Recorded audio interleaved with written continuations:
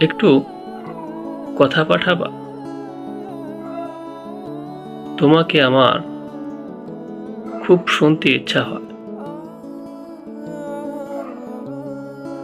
ভালোবাসি পাঠাতে হবে না,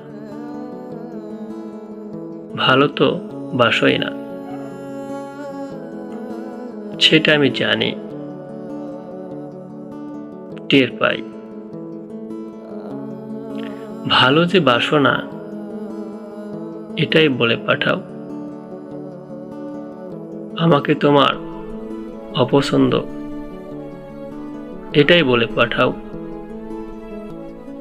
তবুও একটু কথা পাঠাও।